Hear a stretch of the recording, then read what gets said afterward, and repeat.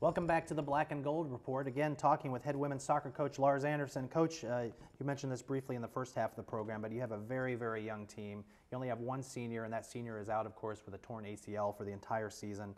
Talk about the differences for you in coaching a senior-heavy team like you have in the past versus one that's full of underclassmen right now. Well, I think you look at 2010, obviously last year we were in the second round of the national tournament. 2008 we were in the second round of the national tournament. And if you look at those teams, they both were very senior heavy. And not only did they have a lot of senior players, they had senior players who were major contributing players.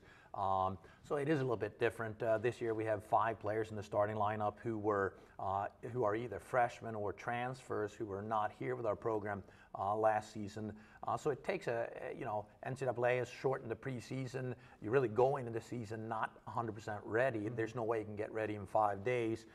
So it's a process, and I feel like we're starting to get there. But obviously when you have a group of seniors that have been there, that know me, know the program, know the style of play, you basically just get off to a good start right away because they know what the expectations are. At the same time, though, you've got to be licking your chops for 2012, 2013 when these freshmen and sophomores or juniors. Well, no, obviously, I mean, looking ahead, I mean, you're very excited, and actually Rebecca, who tore her knee and who is our lone senior this year, has made it clear that she is interested in seeking a medical redshirt from the NCAA and coming back next year, so we could potentially not lose a single player, add 2 or 3 more pieces, and I'm very excited about 2012 and 2013, but let's take care of 11 first. You bet. Speaking of your freshmen, I wanted to ask you a little bit about Amalia Arvidsson, who has given you a lot of important minutes as a freshman.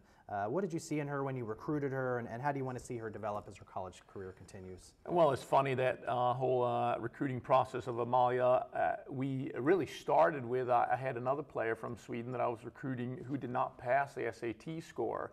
So I was sort of scrambling a little bit at the last minute, and a good friend of mine from Sweden called and said, "It's your lucky day. Guess what? I've got another player that became available. Are you interested?" He sent some footage, and I had an opportunity to take a look at her video clips, and then it just so happens that she was actually at the same high school. Now, Funny is ahead of her, Funny Forsman, but Funny knew Amalia, so I had an opportunity to speak with Funny about Amalia. So we really did a lot of research and put a lot of time into making sure she was the right player for the program.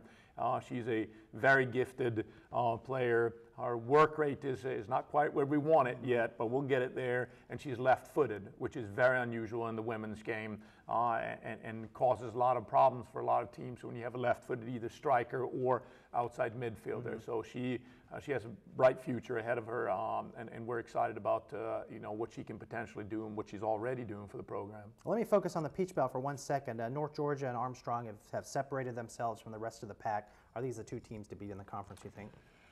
Well, I think I've made the statement several times this year that it's the best Division II league, top to bottom in the country. Certainly those 2 teams, we lost in overtime to North Georgia and obviously lost to Armstrong and given up 2 goals in the last 5 or 6 minutes of the game. So I would be a fool not to say that they're very good programs. They're very good teams, but you always have to throw Columbus State in the mix. They're a tournament team. I think there are some other programs that Lander is having a good year. I put ourselves in that mix, of course. I think there are 5 or 6 teams that can end up winning the Peach Belt Conference tournament in the end, but certainly North Georgia and Armstrong are front runners at this time. All right, let me switch gears here. You're of course Swedish by nationality, and there's a big game for Sweden coming up on Tuesday in the European Championships. Beat Holland, and they seal an automatic place in the Euro 2012. How closely do you follow the Swedish team, and how do you like their chances? I follow them very closely. I may have lived in the United States for 20 years, and I love it over here, obviously, or I wouldn't still be here. But I do. My Swedish roots run very deep, and I'm very excited about this game. We are not traditionally a team that has a lot of success against Holland, but I'm keeping my fingers crossed that they can get the win and move on to the European Championships. Okay, finally, Coach, we got 30 seconds or so here. I wanted to ask your opinion about Young Harris. I know they're interested in joining the Peach Belt. Do you think they'd be a good fit for the Peach Belt, and particularly for women's soccer? Well, I think they'd be a fantastic fit. They've had a tremendous amount of success. They actually won a junior college national championship, and we played them this year, won the game 2-1, and they're a high-quality team. They have great facilities, it's a beautiful campus, they're in Georgia, I think it'd be a perfect fit for the Peach Belt, All right, and Coach. I welcome them into the Peach Belt. Well, that's all the time that we have for this week's edition of the Black and Gold Report. Let me thank Coach Anderson. Until next week, go Braves.